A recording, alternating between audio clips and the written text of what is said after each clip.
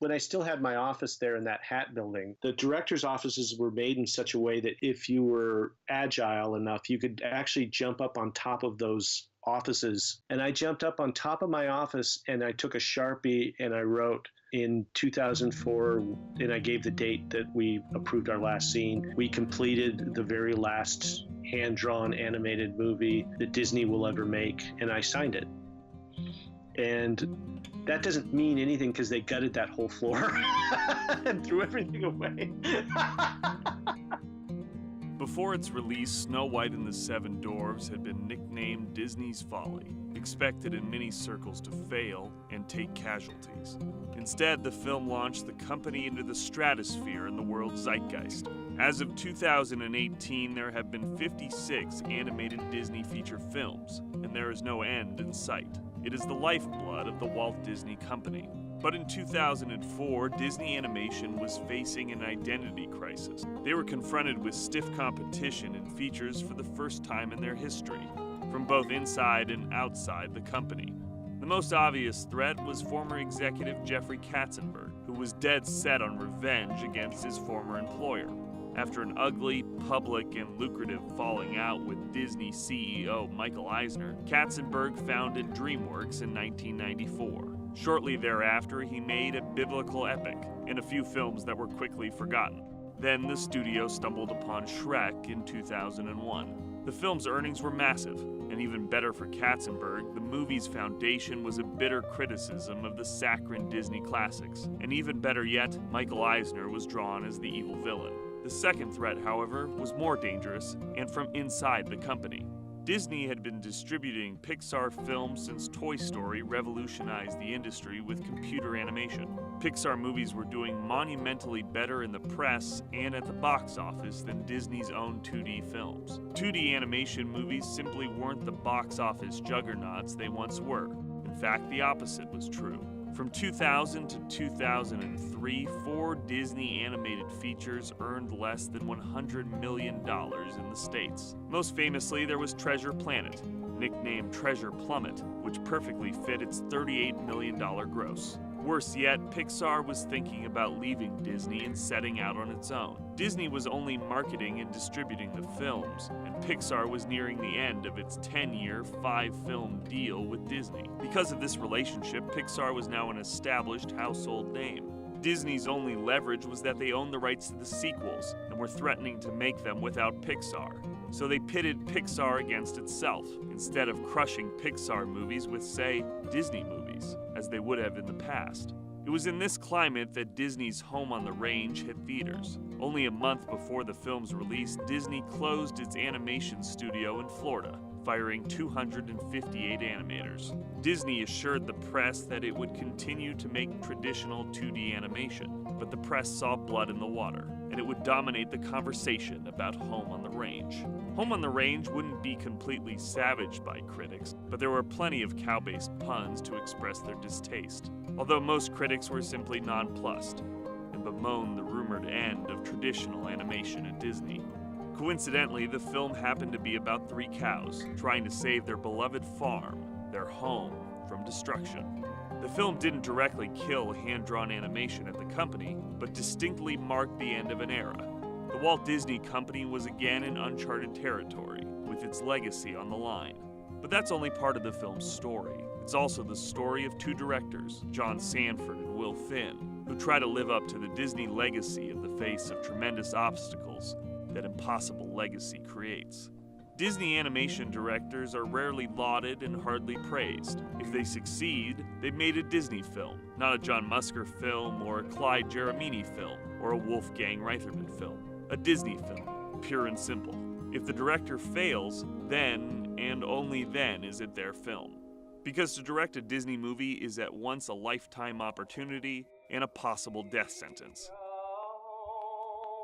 And now the story of 2 directors, 3 cows, and $110 million.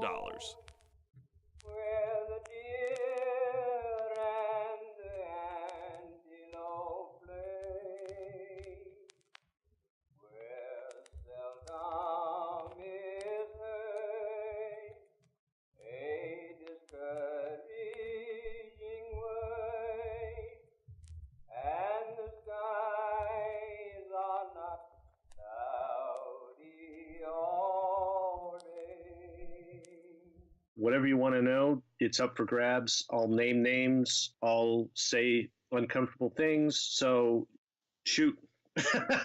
One of my problems is I have a big mouth and I like to talk. I'll be honest because I've discovered that honesty makes people laugh. I'm kind of one of those guys who will do anything for a laugh sometimes. So one of the reasons I'm dishonest about that movie and my career is that there are stories in it that make people laugh. And maybe people can take away a nugget of wisdom about how things went. That devil-may-care attitude belongs to John Sanford. Sanford shoots from the hip. He's a lifelong animator, a fierce Trump critic on Facebook, and is a chief purveyor of gallows humor. I don't think it's ever going to find any kind of cult following unless somebody has a fetish for like colorful Westerns. I've got 20 DVDs in my drawer. I hand them out as joke gifts now. Anytime there's a white elephant gift, somebody's getting a Home on the Range. The man is his own biggest internet troll. Nobody wrote a review of Home on the Range as savage as that. The way he looks at his biggest professional failure is a masterclass in humility and self-reflection. Then again, maybe he's separated himself from the film and is still in denial that he directed it. You know, like whenever I run into somebody and they say, "What have you done?" and I go through my resume, and then somebody will go, "Well, he co-directed a Disney feature," and I went, "Yeah, I directed Home on the Range." And they went, "Really? I never saw it." And I said, "Yeah, because you weren't 5. Whatever." It's most definitely the former. His co-director on the film is Will Finn. Will has the same sense of humor and penchant for self-reflection. He's a little bit closer to the vest than John, and there's points when he has a little bit more difficulty talking about the film. Like I said, I try to avoid making commentary about it a lot because, like I say, it's very hard to speak for yourself on something that's a collaboration and something that has as much negative vibe out there as that film, which obviously I'm well aware of, and not happy about. But what can you do? To recall the film is an emotional experience for him, and yet he does it with dignity and grace. The thing about directing gigs is it's really hard to talk about them because you don't direct alone. And the other problem is the only features I've directed have all been disastrous bombs. So, I can either be accused of falling on my sword and taking all the blame, or I'll get accused of passing on blame to other people, which I don't want to do in either case. So, I'm grateful for having the experiences of directing on all 3 of the movies I directed on. And I think they've helped me in the, in the work that I've done since. But, it's obviously a huge disappointment across the board when a film performs poorly. And they all performed quite poorly. And, fortunately, most people sooner or later just want to forget that they even happened. So I think what I learned from it is that I probably won't get to direct again. Their years before Home on the Range are crucial to their stories because the Disney legacy they were chasing is one John and Will helped rehabilitate during the Disney Renaissance. Well, I wanted to do animation from my earliest memory because everybody in my family drew, and I loved to draw cartoons, and all the old classic cartoons were heavily in rotation. So I went to a kind of not the most prestigious art school in the world, it's Art Institute of Pittsburgh. So I went there in 76 to 78. But the single most remarkable thing that happened was Eric Larson, who was one of Disney's 9 Old Men, visited the school to canvas for anybody who was interested in animation, and no one wanted to see him.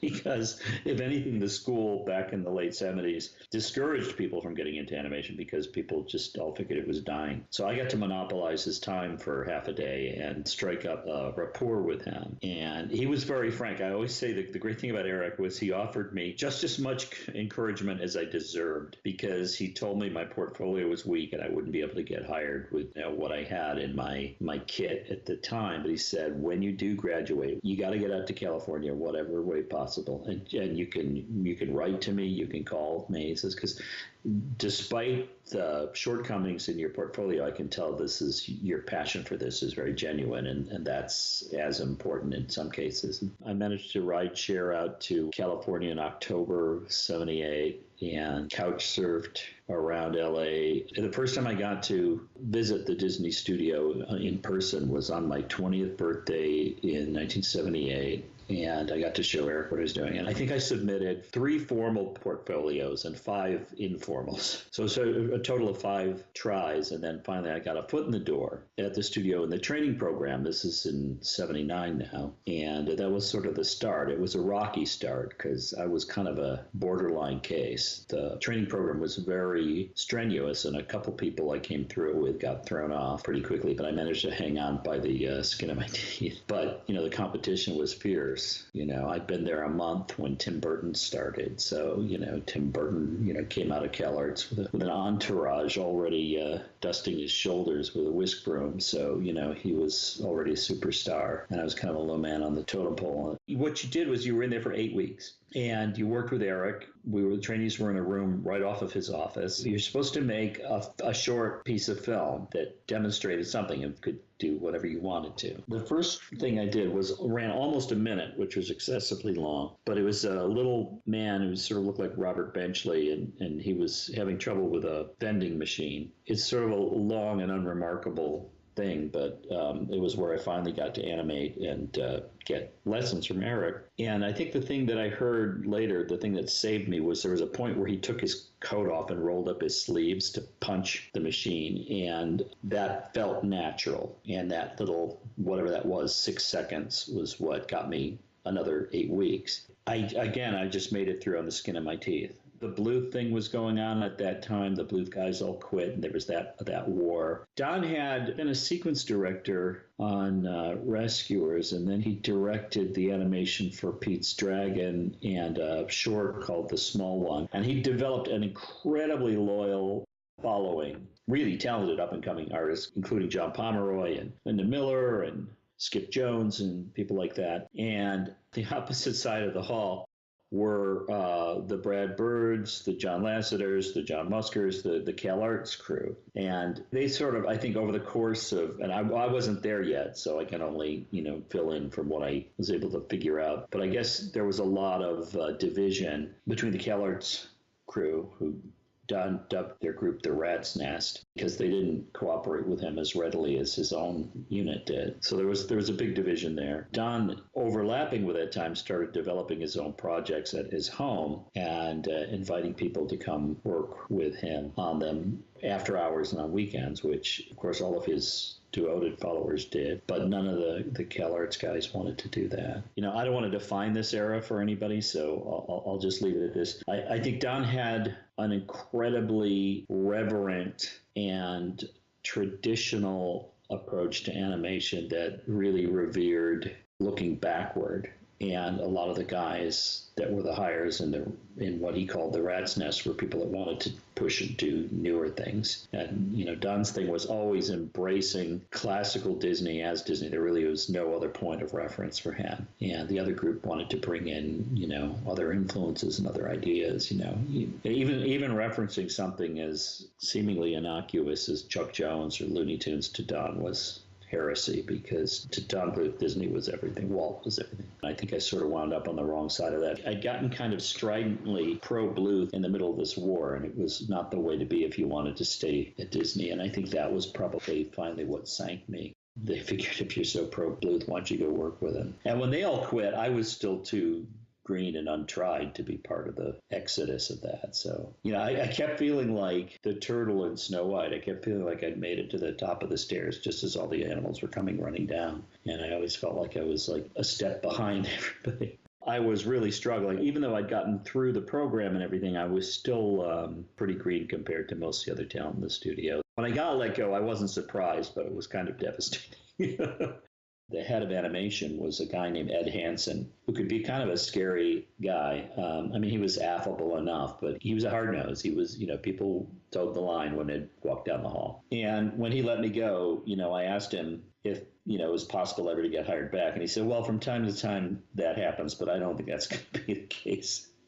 So, wow. So I got let go in November of 79 and managed to talk my way onto the Bluth crew. And I was at that studio for the next 5 years. I got to do some animation, nothing really spectacular. And then I also got into the story department, writing some of the sequences for Secret of Nim and then some other things. Then I left and I freelanced around for a couple of years. When I got hired back, Ed Hansen was still the supervisor at Disney, and he was the one who called me and offered me the job back because I'd submit a portfolio that passed. It just proves, time heals all wounds, I guess. I consider myself just lucky to be there. I was doing really nothing sensational on Oliver. I managed to pull off actually, the best scene I did was at the Poodle, but it got cut out of the movie.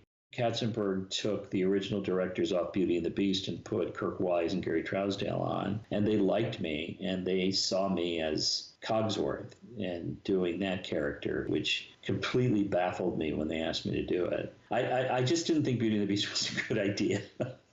When I first heard we were doing it, I think part of it is my prejudice for the old Jean Cocteau black and white movie, which is so good. And I'd seen it a few years before. And I thought, why are we remaking a movie that's perfect? But we were, and I had problems with the character design. The shape of the body on Cogsworth was really awkward and difficult to draw, and his arms were too long. And they wouldn't let me alter it. And then finally there was a big blow up, and I finally said, just, give it to somebody else. And they said, well, take one more stab at what you think would be a good design. And, we'll see whether we can settle this. Ultimately, I solved the design problems to my own satisfaction to everyone else. And from that point on, I really had a ball doing the character. It was very rewarding because people were very complimentary of the work I did do on the movie. And the movie turned out great. Obviously, I was wrong.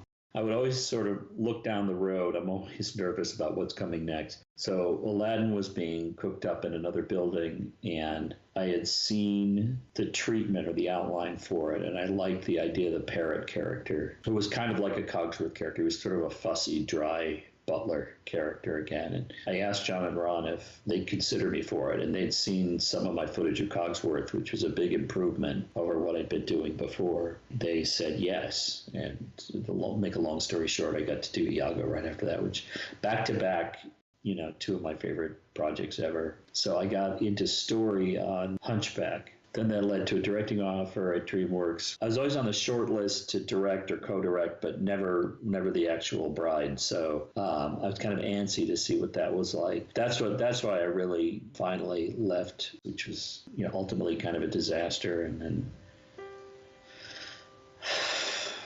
it's been up and down ever since. The Road to El Dorado, if you want to call that a movie, which I was on for almost 3 years, and I resigned from El Dorado. Really, the less said about it, the better, as far as I'm concerned.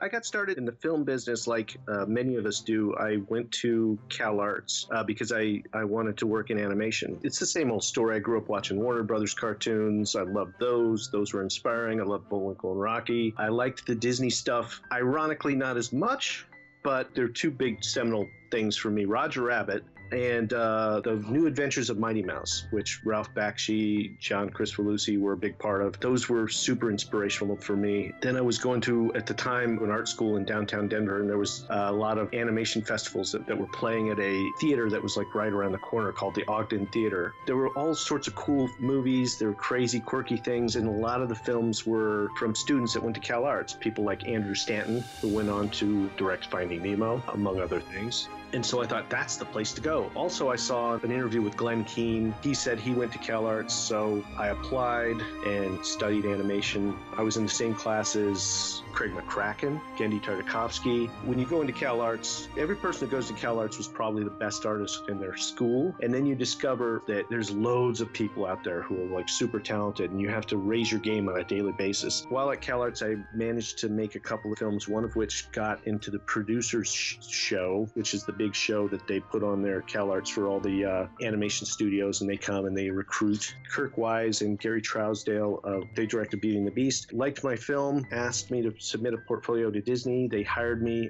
as a story trainee onto Hunchback of Notre Dame, and that's how I got into Disney, as a storyboard trainee. Those guys were my mentors. The training was interesting because like at CalArts we had a class for story and storyboarding, but when you go to Disney Features as a story trainee, they treat you like you're a story artist. They're like, here's your office, here's your desk, here's your paper, this is the supply room, here's your time card, all that stuff. They treat you like an employee, and you're invited to story meetings and you're encouraged to give ideas and all that stuff. It was kind of interesting to like have to, show up for work at 9 a.m. and stay till 6.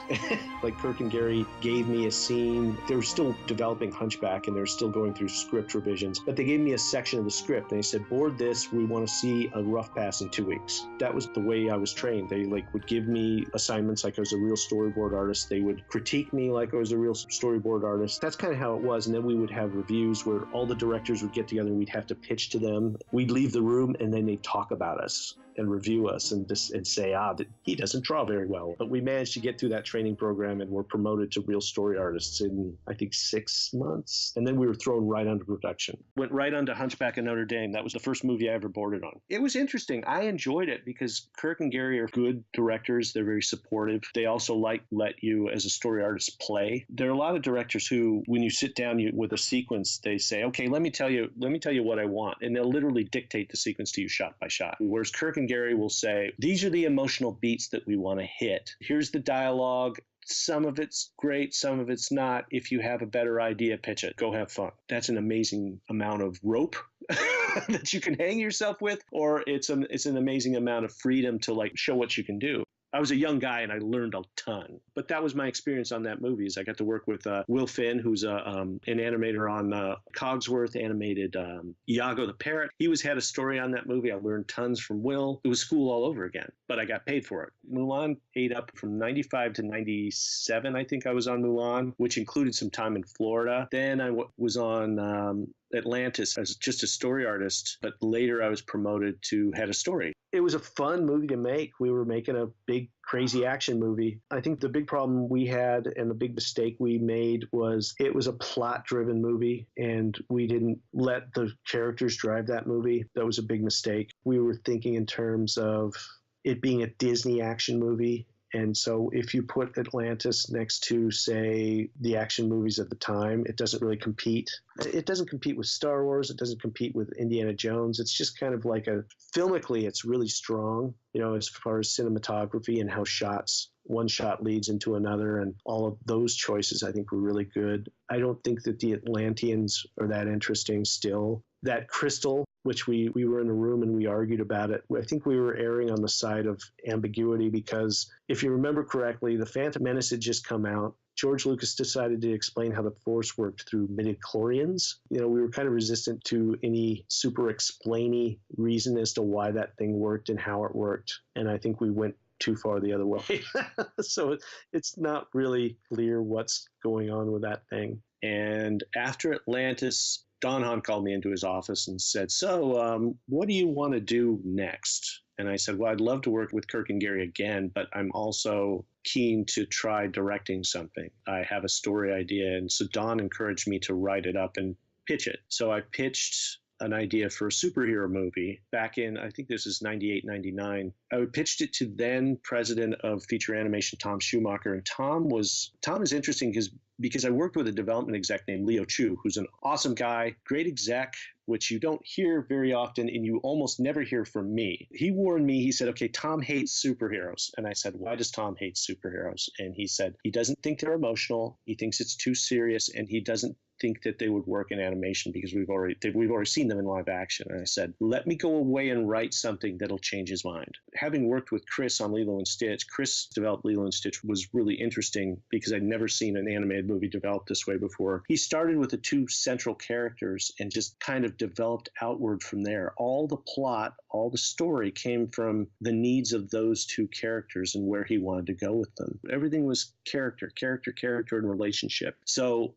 I sat down and tried to think of a relationship I wanted to tell a story about. And I went backwards and made a relationship story that happened to be about superheroes. And they responded to that really well. Unfortunately, Tom sat me down and said, okay, we're already making a superhero movie at Pixar. And that was The Incredibles. And he said, you've managed to accidentally reproduce certain plot elements from that movie. So we love this, but put it aside. What else do you have? And during the time I was trying to figure out what else I had, Sweating Bullets hit a story snag.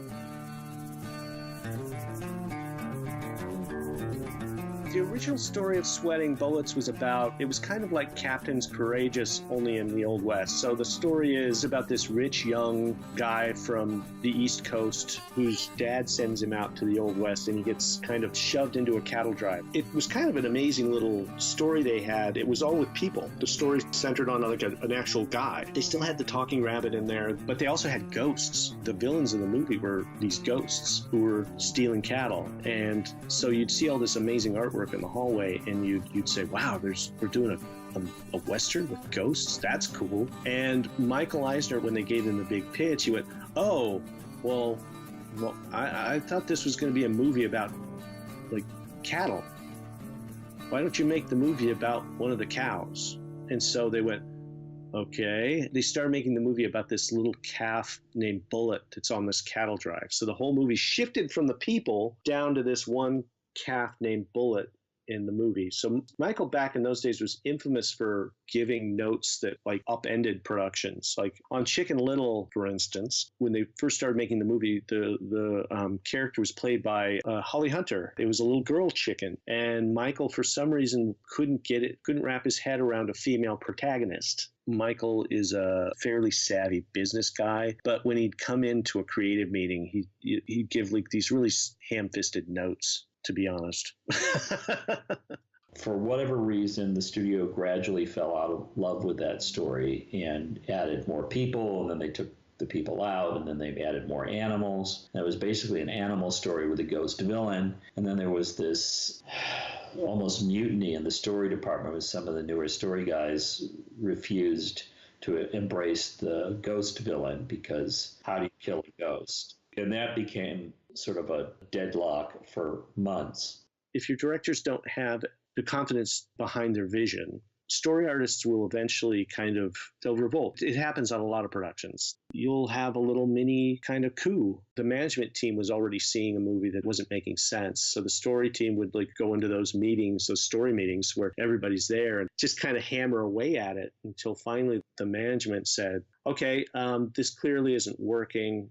Everybody go away and come up with an idea for the movie. Literally, that's what they said. So everybody went away, and a couple of artists pitched the idea with the 3 cows trying to save the farm, which is what the movie became. And they said, great, go. That's the movie. That story was kind of forced on Mike and Mike. Then it was at the point where it was, okay, you're up. You got to go into production. And at that point, I could tell Mike and Mike were really miserable on it, and they didn't really like it. I'm not very close with those guys, so it's not like I was talking to them. But I knew they were hating it. And the one thing I learned from directing on El Dorado was you cannot direct material you hate. They were just going through the motions in my view. Not that they weren't dedicated and talented, but they really felt robbed of the movie they intended to make. And they were now just, sort of being forced to make this other movie they didn't like. And they tried to make that work until they couldn't and were removed. And I think that was a hard time. I think Mike and Mike kind of got a raw deal a little bit, but it's hard to say. I did say, and I believe this, that if they had given those guys the rope to make and the freedom to make that first movie they pitched with the guy and the ghosts, I think that could have been just as good a movie as Home on the Range. I think it could have been every bit as entertaining, maybe more so. I'd like to see that movie. On the other hand, I also say management was right to kind of move them off. They couldn't make any progress. So something had to change. And they decided to replace the directors. Nice though they were, Mike Gabriel is an amazing designer. Mike Giamo is an amazing production designer and art director, but they couldn't get the movie to move forward. The movie was just awash in problems. And so they couldn't get the movie to go past Act 1. So they removed them and they brought in Will Finn. And since I liked it, I thought, well, maybe if I like this concept, I'll be able to bring something to it. So when they asked me about it, I said, okay, because it was going to happen. I mean, I'd been around it that much to know the attrition level with directors. I think it engendered a lot of resentment between me and the Mikes, which probably exists to this day. I feel bad about that, but I didn't feel bad about taking over the movie because I could tell they didn't really want to make it, and I did. They asked Will, who would you like to co-direct with? And Will said, how about John Sanford? And they said, okay. And that's how I got to direct Sweating Bullets, which later became Home on the Range. I kind of proved my mettle with both in story meetings on Atlantis and basically writing that treatment and pitching it. So they gave me a shot. Oh, we've been friends. John came in on Hunchback, but he was a new hire. That was his first full-time gig at the studio, and I always liked him. We always got along really well, and I could see they were trying to figure out where to bump him up to. So when I got offered that, I asked about it, and they said yes immediately. So we were already in production, and there was one sequence being made, and there was nothing really of the story that worked. So we're going to have to write the story as we went along, and it was just constant triage. Oh, it was really hard, especially since Mike Giammo was my favorite teacher at CalArts. He taught me character design for like 2 years, and I had to come in and like take over. And then there were some people on the crew that were happy to see us take over, and then there's some people who were outwardly hostile and didn't understand why we were there. And it's like, why are you here? Why are you promoted? And what was interesting is at the time I was 32. To most of the crew, just kind of promoted out of nowhere. They didn't know what I'd done. They didn't know me. I was younger than a lot of the folks I was directing. And that, as we all know, goes over real well. When you're telling a guy who's, a guy who's 10, 15, 20 years older than you are, has 15 years more experience than you do in the business, and you have to listen to some punk. That's that's hard for a lot of people to swallow. So what's interesting is that when I walk into situations like that, a lot of times I'm incredibly naive and don't see the problems. I'm kind of stupid that way. I just walked in and went, okay, this is what I'm doing, and didn't really see the problems until much later. I went, oh, wait, hey, I think these people don't like me. And with the story team, fortunately, with a lot of those guys, I'd worked with them before. And so they trusted us. And when they didn't, when they kind of had questions, I remember like Will and I had to go through a ton of meetings that first week. Will and I were with the story crew. We worked with them in the morning to work on a new beat outline that we were going to pitch to the executives later that week. And we had to go do some other things. And we said, okay, you story team and head of story and writers, work on this outline. We'll be back. I came back later that afternoon, and they were all sitting around the table kind of just silently. I said, so how's everything going? And I looked at the board, and they hadn't gotten past Act 1. And they said, well, we've got some problems. And they started telling me what the problems were. And I said, I hear you, but this is what we asked you to do, so do it. And I was basically too dumb to know that I was throwing my weight around, I guess. So, but that's what they needed. They needed somebody to tell them, I hear your issues. Let's just do what we agreed to this morning and just start moving forward. And once you have everything up, then we'll start to try and tear it apart. But what was interesting is this particular group of people would tear something apart before they could even get something done. If you ask any novelist, any writer, any musician, the hardest thing is just to get an idea on the page and get a complete thought on the page. So what you have to do is just get it down. Once it's down, once you've got everything up there, then you can tear it apart and edit and tweak and stuff. But if you're going to just say no to every idea that comes out of somebody's mouth, you're never going to get something done. And I think that was the problem with this particular group of people, is they just were really good at talking themselves out of ideas. Oh, we fired somebody, which is not something I relish doing. And it wasn't like they were fired without warning. It was like there was a lot of sit down and let's talk this through. And yet we were still getting tons of pushback. This just sort of gets into the whole question of why did I say yes to this thing? I hate Westerns.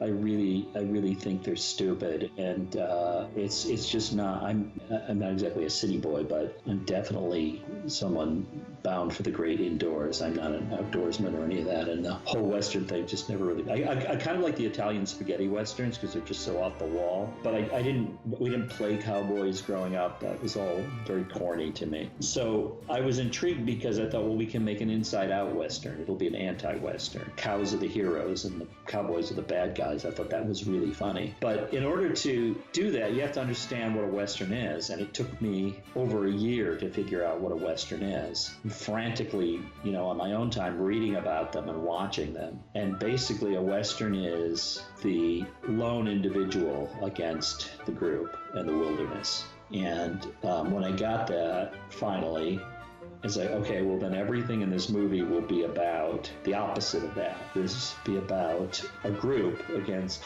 lone individuals, mercenaries. In the ideal of a Western, the lone individual is the classic individual. But by turning it on its head, the individual becomes a mercenary. And so all the individual characters in the story are villains, and all the good characters are community. And that's something that I believe to an extent, but it's not something I believe, across the board. But I thought for the purpose of this story, we're going to say the community is good and the individual is suspect at best. If I'd known that earlier on, I think that would have helped. But that, for anyone who's bothered to sit through the movie, which is not that many people, that's what's happening all through the movie is individuals as mercenaries are making life difficult for community characters, and the community has to pull together to thwart them. And that sort of helped make sense for the cow story. It also made sense of the horse's story because the horse wanted to be, with the cowboy and be the lone gun and all that, but then he realized that guy was a fake and he had to come in and help the group and become part of the group. And when that sort of came out, someone in development wanted to make the horse have a speech about that. And I was just like, no, the whole point of the story is to make the point. If we have to stop and say it, then we're doing a bad job, which maybe we did anyway. So it was such a risky idea, even though nothing panned out, to make an anti-Western where everything about a Western was going to be called into question. So the cows, which are usually just passive background characters, are going to be the heroes. And they're also female. Westerns, of course, are dominantly masculine. And we're going to make 3 females the heroes against a wilderness full of hostile masculine characters. I liked all those things. And on a purely just silly level, the idea that cows would be the heroes of their own Western was funny to me because I like things that are silly. I'm a Gilbert and Sullivan fan, and they always do the topsy-turvy world where the things are turned on their heads, and that's immediately how I reacted to the story about the cows, was that we were turning a Western on its head.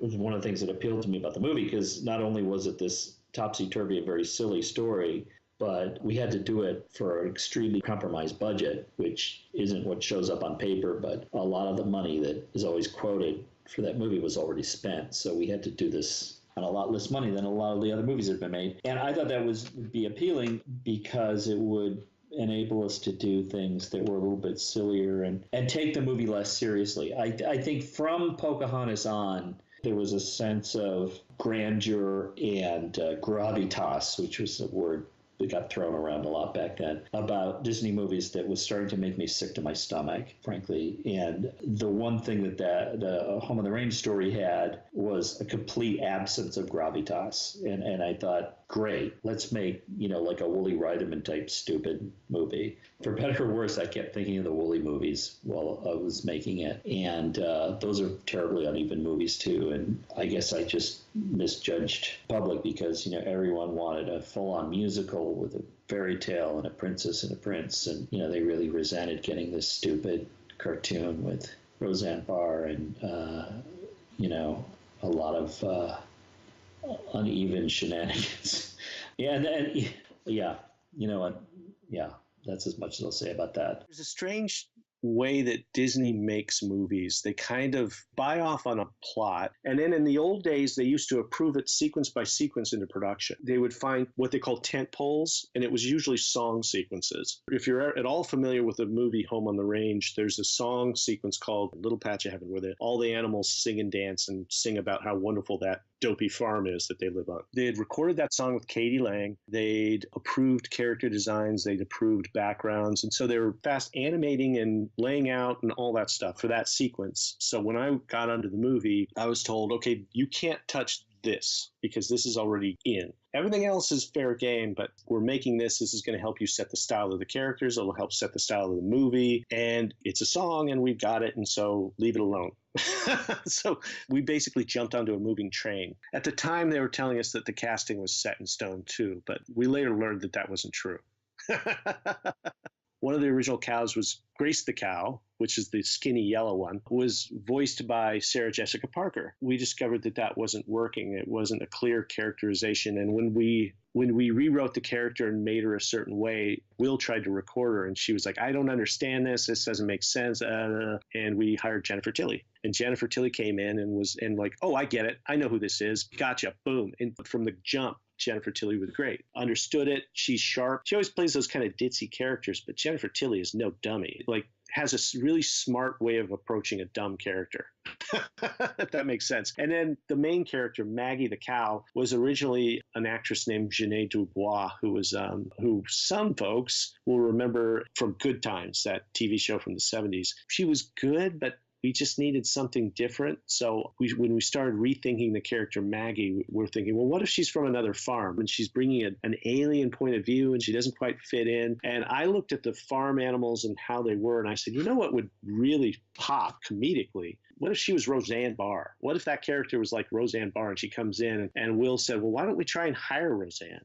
I said, do you think they'll let us do it? And he said, well, why don't we try? What's interesting is Will gives me all the credit for the Roseanne thing. But I remember all I kept doing was saying, what if she was Roseanne? And I just kept trying to write the character as Roseanne. I really think it was Will who said, let's cast her. And I went, okay.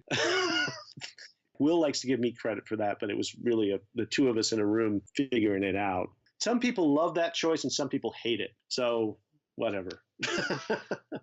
The very first time I met with Alan Menken, I argued with him. And I was told that I should not argue with Alan. So after that, anytime I was in a meeting with Alan, I kept my mouth shut. So that was a please your boss moment. Here, there, and everywhere, I've talked about Alan Menken. And I didn't enjoy a lot of my experiences with Alan because I was out of my depth. This comes as a surprise whenever I say this, having worked at Disney for 11 years. I'm not a fan of musicals. I don't like musicals, and I don't like songs in movies. For 11 years, I worked on musicals, even though I hated musicals.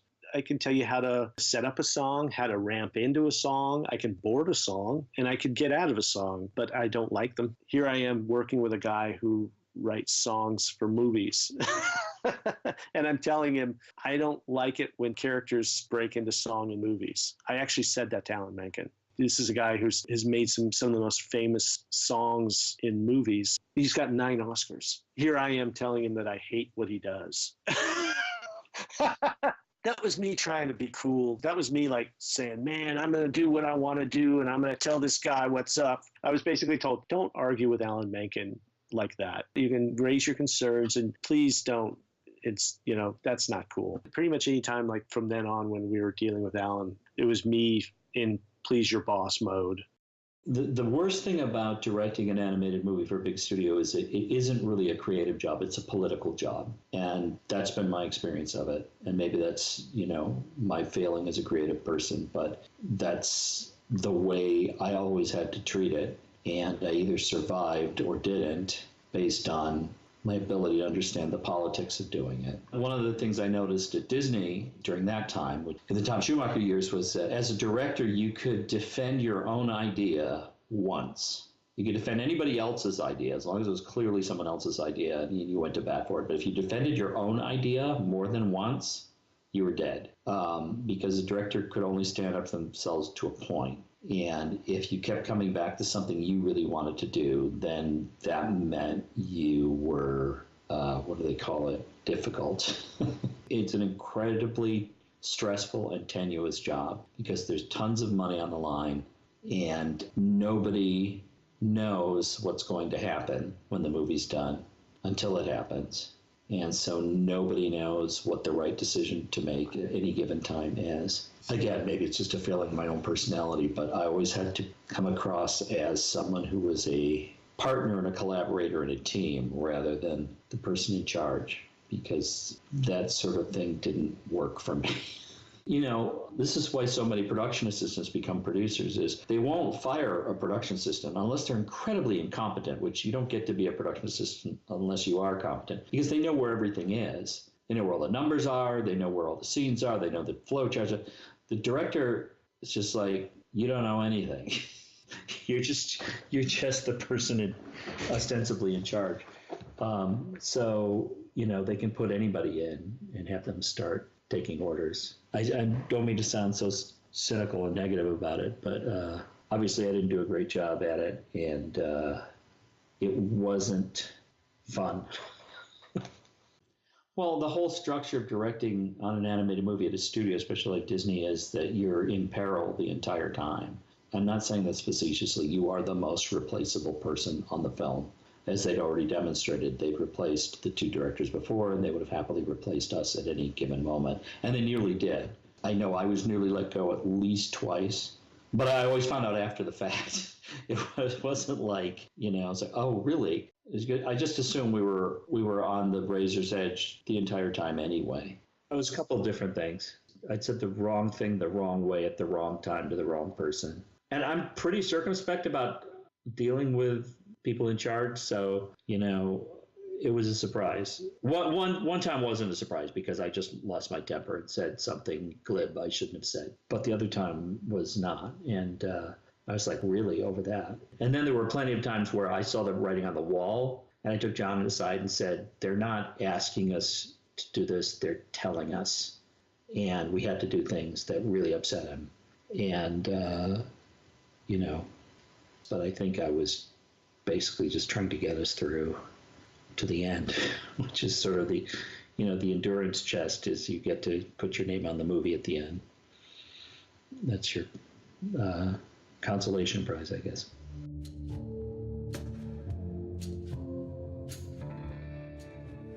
You know, they kept saying, you're making a Western. I'm like, okay, cool. I know what a Western is, but you can't have guns.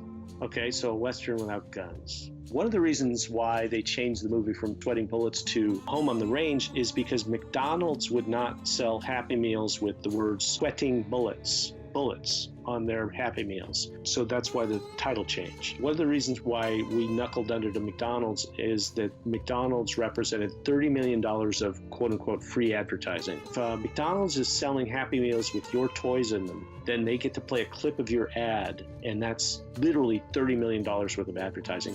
Great. Well, we got the cows. What's the biggest threat to a cow? Being turned into steaks and hamburger. Whoa. You can't do that. You can't threaten them with eating them. And I said, really?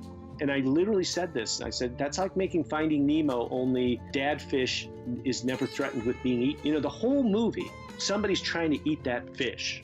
And they even get swallowed by that whale at one point. Can you imagine Finding Nemo if the dad wasn't threatened with life or death? There were no stakes. That's part of the problem, is that there was no stakes in that movie. And, you know, that's why it plays soft, and that's why it plays dumb. Whenever we would try and put any kind of like brat into the movie or any type of edge, it would always get ground off. In the movie, we were like, well, what's the scariest thing Slim would do with an army of cows? And somebody said, I think it was, of all people, Ralph Sondag, who was just on the movie for 2 weeks. He's like, well, you know, General Custer really wanted to be president of the United States. And we were like, whoa, what if Slim wants to take over the United States? And he's going to do it with an army of hypnotized cows. Maybe that's why he's stealing the cows. Maybe he was building an army so he can stampede Washington and insert himself as president. And that made him scary, that made him sinister, and it raised the stakes. But you got to remember, this is when we had a Texan literally steal the presidency of the United States.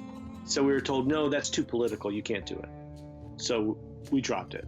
And at a certain point, I just kind of resigned myself to, like, at some point I probably should have went in and said, you know what, this isn't for me, and I should have quit. Pixar at the time knew how to make movies about stuff that like made people go, ooh, what's that? Like Monsters, Inc. It's about monsters. Right there in the fucking title, Monsters. Yeah, I want to see that. Incredibles. It's about superheroes. Fuck yeah. Nobody was making superhero movies back then except for Bryan Singer and those lame X-Men movies. When I heard about Finding Nemo, I'm like, what's Finding Nemo about? And they're like, well, it's about fish. And I went, oh. And they're like, yeah, it's about fish in the ocean, and his kid gets captured and put in a fish tank in Australia, and he needs to get him back. And I went, really? How the fuck is that fish going to get that little kid out of that tank? I want to see that movie. Just the problem is so insurmountable. It's like, this guy has to go there to get his kid back? Sign me up. I'll see that movie. Who gives a shit about 3 cows?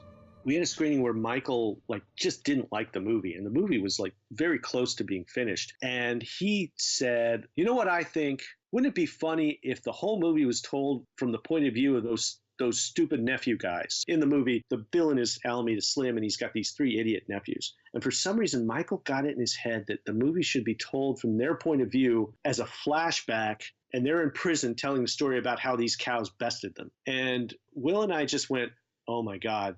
The interesting thing is that's kind of a funny idea, but when you've got 6 months left of production, you can't suddenly remake the movie. You just can't do it. So in the room, we told Michael, well, that's an interesting idea, but maybe not. That was the weekend before we went away. We had this big creative retreat where they had all the then current directors are flown to Michael Eisner's property in Aspen, and we were to talk about the future of Disney feature animation. So it's a bunch of execs, bunch of us directors, and we're in day-long meetings on Michael's beautiful property in Aspen, Colorado, talking about the movie. And so it's the last day, and they're like, hey, we have cake and pie. So I went and got myself a piece of pie and a cup of coffee, and I sit down at a table all by myself. And Michael Eisner, I don't think much has been made of this, but Michael Eisner is a massive human being. He's like 6'2", 6'3", just giant. He's got hands as big as pie pans. And he sits down next to me, and I'm not a big dude. I'm 5'10", and at the time I weighed 145. He sits down next to me, and it's like Andre the Giant sitting next to Mean Gene Okerlund. He's just towering over me, and he says, tell me why we can't do my idea. And I had to carefully explain to Michael why we couldn't do his idea. All by myself. I looked to where's Will? Where's Tom Schumacher? They're way across the way getting pie. And I had to little old me has to look Michael Eisner in the eye and tell the guy who can fire me with a stroke of a pen or just pick me up by my collar and my belt loop and throw me into the aspens. I have to tell him why we can't do his idea. And so I very calmly explained to him, well, Michael, we've been doing this and we've spent this much of the budget. And I tried to talk in his terms. He went, oh, okay, yeah, you're probably right. And he just left it be. I remember at the time when we did all the press for Home on the Range. This is years later, so I don't care. I'll say whatever I want. All the press kept asking us, is this the end of 2D? Is this the end of 2D? And of course we knew, yes, it's the end of 2D. All the animators were being retrained. This cleanup crew was being laid off. Home on the Range was going to be the last movie animated on paper. It was the last movie using that pipeline, using that system. It was very clear that we were going to make CGI movies from then on. I think it was 2 weeks in that Will intimated to me that he had a conversation with Tom Schumacher and they had decided that 2D was done at the studio and that they were going to move to CG, and that was just the way it was going to be. If the movie had made $300-400 million, I don't think they would have gone back on that. I think they were ready to just move on to the next chapter. That sort of leaked out gradually. And I think that's another thing, of course, in my view, that hurt the film tremendously because that became the story when the movie was released. This is the last 2D movie. And that was terribly embarrassing because nobody, including myself, wanted to see a tradition that started with Snow White, Pinocchio and Fantasia, end with this little farce about cows. And early on, I asked if we could possibly make the movie in CG, and that was turned down flatly because I could just sort of see the way the world was going. I always felt that if the movie, it's kind of a moot point, if you had made the same film frame for frame as Home on the Range in CG and released in 2004, it would have made at least twice as much money, which is to say it wouldn't have been a huge hit, but it would have done better because CG had such a novelty at that point that almost any CG picture was getting an enormous pass. So we all knew at that retreat, there was no arguing. I think the only person who said, I really think the public needs to see drawings was Glenn Keane. Glenn was the only one who's still kind of really pulling for that system. And God bless him. I think in a way Glenn's right, but at that time, the public just didn't care. Iron Giant came out and it was poorly promoted, but it was a great movie that at the time nobody went and saw. Lilo and Stitch came out. Lilo and Stitch is arguably one of Disney's greatest movies, and it did moderately well at the box office. It was Chris Montan, who was the head of music, said to Roy Disney, if Lilo and Stitch were a CG movie, it would have made $300 million. And Roy said, well, don't say that too loud. These guys aren't ready to hear that yet. Roy knew. Roy had his eye on the future. The public had kind of cooled on 2D animation. That can be argued that was a thing. People were just kind of, what else is out there? And then when you would put out a movie like Bug's Life, which is not a great movie, but it made tons of money, people got excited about it. Now, because there's an immersive quality to CG. It was understood at that retreat that was going to be our future. The most contentious points at that retreat was what kind of movies going forward, what kind of stories. I remember arguing vehemently that Disney had kind of lost touch with the culture at large. There was a thing that Disney at the time did, and they finally got past it. Disney had a problem at the time of thinking only in terms of Disney. Like when we were making Atlantis, this is Disney's big action movie. When they made Treasure Planet, this is our science fiction movie. And they didn't seem to understand that outside the walls of the studio, people were making action movies and science fiction movies that were like far more daring, far more interesting. Hercules came out, and the very same weekend Men in Black came out. And I think it was Ed Gombert that said, you know what? Men in Black should have been the movie we made because it was interesting, it was dynamic, it captured the minds of the public because it was a way of seeing the world that they weren't used to. Whereas Hercules was, it's another one of those. It was another one of those Disney musicals, and there's 5 songs, and who gives a shit? That was kind of the wake-up call. We put what we thought was our best foot forward as a company, and nobody cared. A lot of that retreat, I remember, was just discussing what does the public want from us? What should we be making? And I can't remember whether I don't think we ever came down on anything. It was a really crazy, strange weekend because we'd have these meetings, and then Michael put us up in a house bigger than any house I've ever lived in. In order to get to where the meeting was, they gave us an SUV that was parked out front. It's a group bonding thing. It was very, it was 2.5 days we desperately needed to get work done that we couldn't work. I just wanted to get back to the studio. I remember they made us sing karaoke at one point, and I refused. And I think at one point, Roy Disney, who was as turned off by the karaoke as I was, sort of looked at me like, you want to give it a go? And I let it pass. So I never got a chance to sing karaoke with Roy Disney, which I half regret and half feel like maybe it was the right thing to turn down. John picked a song for my behalf, which was very nice of him. They picked the song Life's Been Good to Me So Far by Joe Walsh. Generally speaking, previews went well. Overall, we had good scores. They were like, would you see the movie when it comes out? Yes. Would you recommend this movie to a friend? Yes. Overwhelmingly, our scores were positive. Now, that means jack shit, truthfully, because if you put out a movie and folks that don't know about the movie look at your poster and go, I don't care. To be perfectly honest, it was a movie I wouldn't see. If I saw our poster, if I saw our billboards driving around in California at the time, I was 32 years old. I didn't have kids. I wouldn't want to see it. What's interesting is that most people say, well, who cares? You're a 32-year-old man who gives a shit. But even as a 25-year-old guy dating, I wouldn't take my date to see Home on the Range. I would have taken a date to see Aladdin. I would have taken a date to see Beauty and the Beast. I would take somebody to see Lilo and Stitch. Me and my wife went and saw Ice Age opening weekend. Home on the Range didn't appeal to people. I remember Tom Schumacher at one point said it plays young and dumb. So it plays for little kids. And there are folks at Disney who said, well, good, because that's our core audience. And I used to say, no, that's not, Jeffrey Katzenberg knew well enough to know that when they made Little Mermaid, they said, you're not competing with other animated movies. You're competing with the latest Tom Cruise movie. You're competing with Top Gun. That was a smart, savvy thing to say. And what was interesting is when I sat down with the marketing people and we were about to release Home on the Range that weekend, we were going up against Hellboy. And I said, well, we're going to lose all the audience to Hellboy. And they were like, that's really not our audience. And I said, bullshit, that's not our audience. Those are people with money. People with money, you should want to try and get everybody into your movie. Back then, nobody wanted to hear that, but Jeffrey knew it. But back then, they thought the core audience was 10-year-olds. That's why Disney nearly it nearly shut the lights off. Home on the Range didn't make money. Chicken Little didn't make money. There was a long, dry period of years there where the company was in trouble. And it's because they did not understand who their real audience was. One of the last memories I have of the movie is when marketing was doing the trailers. They showed us a bunch of trailers, and one of them was nonlinear. And it was like, yes, this will sell this movie. And the others were all very straightforward. This is the story of a cow, and it's just, and the nonlinear one was Eisner's pick. And I was like, well, we agree with Michael, and we thought that would get it over. But marketing vetoed Michael and us and got linear trailers out, which was depressing. When I still had my office there in that hat building, the director's offices were made in such a way that if you were agile enough, you could actually jump up on top of those offices. And I jumped up on top of my office and I took a Sharpie and I wrote in 2004, and I gave the date that we approved our last scene. We completed the very last hand-drawn animated movie that Disney will ever make, and I signed it.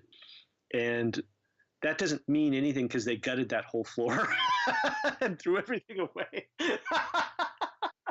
They had an animation open house, and when I was between jobs, we were there on the second floor in what they call now the caffeine patch, which is, they renovated that building and it looks nothing like it did when I was there. And I swear I stood exactly where my office was, and I think there was a foosball table there and a bunch of chairs, and it's just different. It's all different now. We got everything done on time. We delivered it under budget. I'm going to tell tales out of school. We had a budget of $125 million for that movie because that's what animated movies cost back then. And we delivered it, I think, at 115, maybe 120, because we were told to kind of hold the line and try not to overspend. And we did what we were told. When you finish one of these movies, you're extremely happy. It's a jubilant time. So the premiere was lots of fun.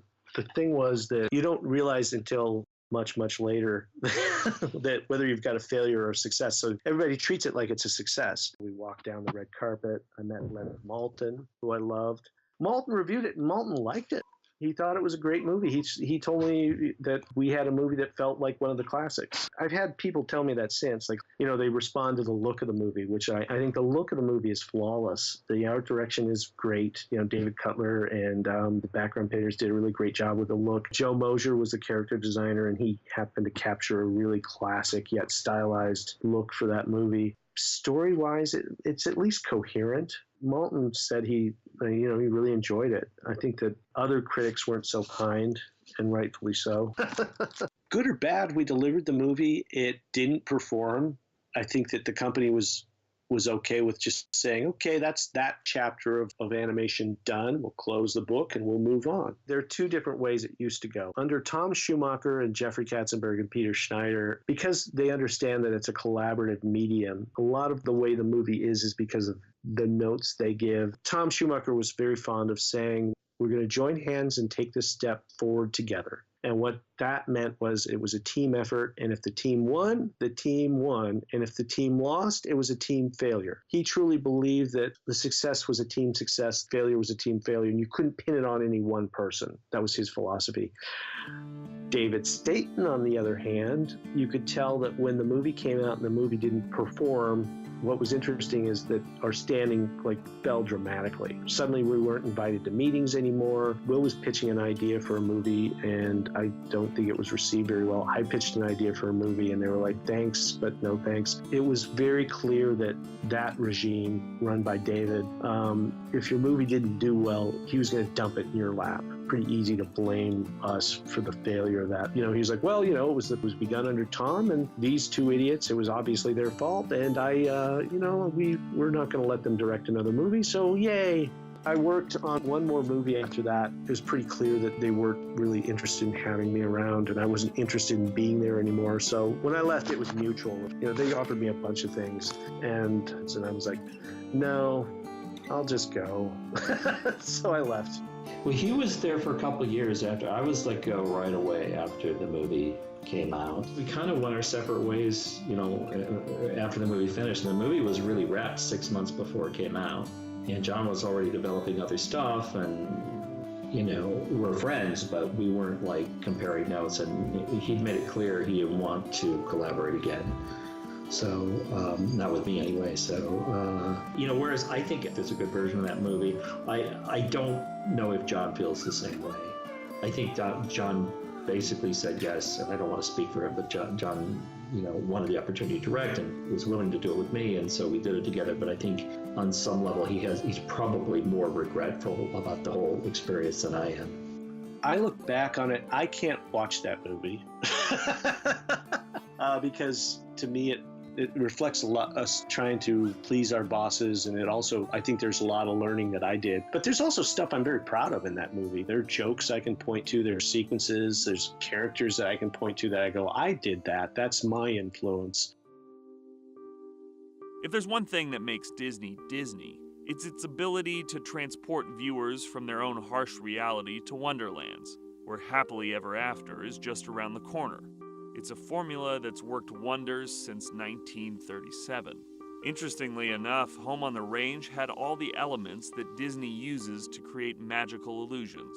Talking animals, songs, villains, heroes, and that Disney happy ending. However, Home on the Range doesn't manage to capture that blinding Disney magic. Because the film fails to take the viewer on the immersive vacation from reality, it actually grounds them in the stark reality of life. A reality in which you spend every day wondering if you'll be fired. A reality in which cows taking over Washington is too political. A reality in which McDonald's has a significant creative input on art. The circumstances that John and Will encountered were begging for that Disney happy ending that never came. Instead of that happy ending, there are innumerable questions about the elusive nature of magic. I never hated it. Like I said, I always felt good about the things that appealed to me about the movie. It was difficult to be objective about the movie itself while making it because we were so steeped in it for so long. It's such an intense period. I think there's a good version of that movie. We just didn't manage to find it. I actually would like to think that under the right circumstances where fewer things were going drastically wrong, and probably at a different studio, you could make that story into a very entertaining movie. Like, I don't have any complaints about anybody on that movie. I think everybody worked hard. I mean, that's kind of the lesson there. Everybody did their best, and yet the movie's not that good. That's the sort of thing that fascinates me, the fact that people can work so hard and everybody's trying hard, and there's no laziness at all. Everybody's doing their damnedest, and yet the movie comes out, it's not that good.